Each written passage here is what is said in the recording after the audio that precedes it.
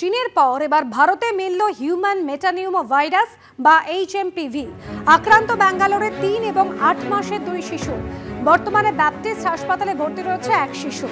ভারতে এটি প্রথম HMPV সংক্রমণ ছড়িয়েছে পশ্চিম ভারতের আহমেদাবাদেও, সেখানেও 2 মাসের একজন শিশু আক্রান্ত হয়েছে। আমাদের প্রতিনিধি সন্দীপ সরকার এই মুহূর্তে রয়েছেন আমাদের সঙ্গে সরাসরি।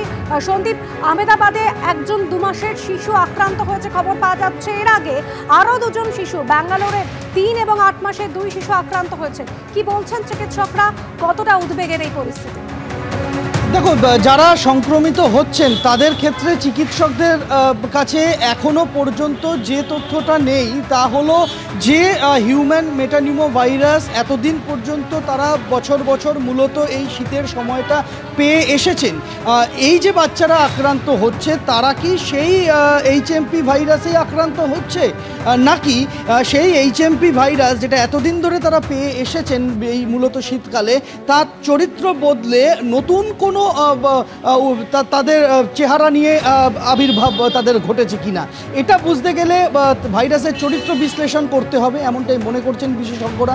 এবং সেই চরিত্র বিশ্লেষণ করে যদি দেখা যায় ঠিক যেমনটা কোভিডে হয়েছিল, যে করোনা ভাইরাস আগে থেকেই ছিল, সেটা নতুন করে চরিত্র বদলে আরও একটা সিভিয়ার ফর্মে সেটা ফিরে এসেছিল, যাকে আমরা কোভিড-19 বলেছিলাম। এক্ষেত্রেও কি HMP ভাইরাস সেরকম কোনো মিউটেশন ঘটিয়েছে নিজের মধ্যে, সেটা জানাটা সবথেকে জরুরি এমনটাই বলছেন বিশেষজ্ঞরা। এবং দ্বিতীয় যে বিষয়টা জরুরি তা হলো এই তথ্যটা যদি পাওয়া যায় যে ভাইরাস চরিত্র বদল করেছে, মিউটেশন হয়েছে তার মধ্যে, তাহলে দেখতে হবে যে ভাইরাসটা দাপট দেখাচ্ছে চীনের একটা অংশে বলে এখনো পর্যন্ত চীনের বিভিন্ন মাধ্যম সূত্রে খবর, সেই ভাইরাসটার যে চরিত্র আমাদের দেশে যারা আক্রান্ত হচ্ছেন তারাও কি একই চরিত্রের ভাইরাসে আক্রান্ত হলেন কিনা, তাহলে একটা বিষয়টার তুল্যমূল্য একটা বিচার করা সম্ভব এমনটাই মনে করছেন চিকিৎসকেরা। এই মুহূর্তে দাঁড়িয়ে যারা এই ধরনের সংক্রমণ নিয়ে আসছেন, জ্বর, সর্দি, কাশি, জ্বর, শ্বাসকষ্টজনিত সমস্যা, তাদের সব ক্ষেত্রে, তাদের প্রত্যেকের ক্ষেত্রেই যে PCR টেস্ট করে HMP ভাইরাস বলা হবে এটা সম্ভব নয়। কেন সম্ভব নয়? চিকিৎসকেরা মনে করছেন যে একটা ব্যয়বহুল চিকিৎসা, ব্যয়বহুল পরীক্ষা, সেই জায়গায় দাঁড়িয়ে সবার ক্ষেত্রেই এই টেস্ট তারা করতে চাইছেন না। তার কারণ সব জায়গাতে এই টেস্টের পরিকাঠামোও নেই এবং খরচাটাও বেশি। সেই জায়গায় উপসর্গ ভিত্তিক চিকিৎসা, তাতেই জোর দিচ্ছেন চিকিৎসকেরা। এবং উপসর্গ ভিত্তিক চিকিৎসার মধ্যে এই জ্বর, সর্দি, কাশি, শ্বাসকষ্টজনিত সমস্যা যদি অল্প বয়সীদের ক্ষেত্রে দেখা যায় বা প্রবীণদের ক্ষেত্রে দেখা যায়, তাহলে সময় নষ্ট না করে চিকিৎসকের পরামর্শ নেওয়া, এমনটাই কিন্তু পরামর্শ দিচ্ছেন চিকিৎসকেরা। সন্দীপ, চিকিৎসকরা কি বলছেন বরং শোনায়। এখনো পর্যন্ত যা দেখা যাচ্ছে যে উপসর্গ সাধারণ মৌসুমী রোগের মতোই, তবে শিশু এবং প্রবীণরাই এতে আক্রান্ত হচ্ছেন বেশি। চিকিৎসকরা কি বলছেন এবং কিভাবে সাবধান হবেন শোনাবো।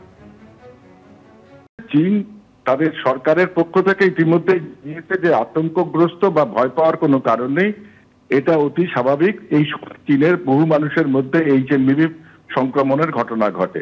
আমাদের দেশের জনস্বাস্থ্য ব্যবস্থা তৈরি আছে, PCR এর প্যানেল তৈরি হয়ে গেলে আরো বিস্তৃতভাবে এই পরীক্ষা নিরীক্ষার সুযোগ সম্প্রসারিত হবে।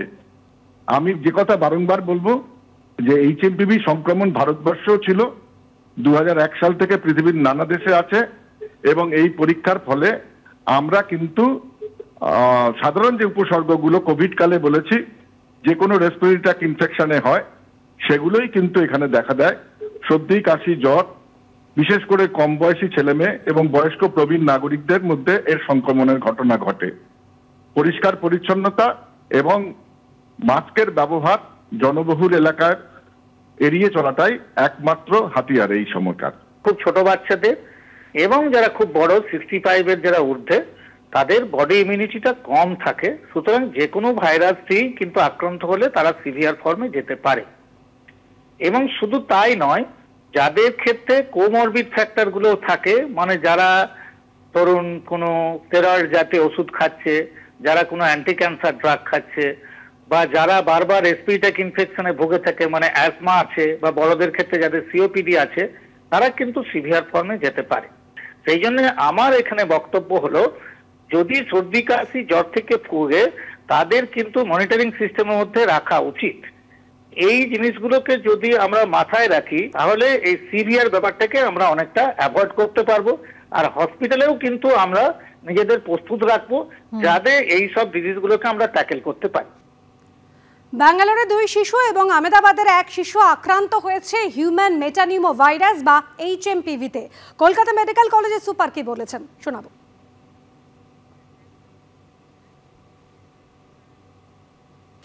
আমরা খেয়াল রাখছি যে এটা কিভাবে বাড়ে বা কতটা এটার সিরিয়াসনেস কোন পর্যায়ে যায়, কতটা কন্টিজিউয়াস, কতজনকে তাড়াতাড়ি এফেক্ট করে, বাচ্চাদের মধ্যে নাকি সামগ্রিক এর মধ্যে অ্যাডিকুয়েট ডেটা এখনও নেই যেটা নিয়ে প্রেডিক্ট করার মতো, বলার মতো। তার সাথে সাথে আমার ব্যক্তিগত ধারণা স্বাস্থ্য দপ্তর নিজেও নিশ্চয়ই খুব ওরিড। আগের যে অভিজ্ঞতা হয়ে গেছে করোনা ভাইরাস নিয়ে প্রত্যেকের, সারা পৃথিবী এরকম অভিজ্ঞতা কখনো করেনি, সঞ্চয় করেনি। ফলে আমার ধারণা দপ্তরও এটা নিয়ে ভাবছে, আমরাও এটা নিয়ে ভাবছি। আজকে সকালেই আমরা বসেছিলাম যে মাস্ক ইউজ করা বা আগে যে করোনার সময় আমরা, এটা তো বেসিক্যালি রেসপিরেটরি ট্র্যাক্ট রিলেটেড, যে ধরনের প্রিকশনগুলো নিয়েছিলাম সেগুলো কি এখনই নেওয়া উচিত কিনা।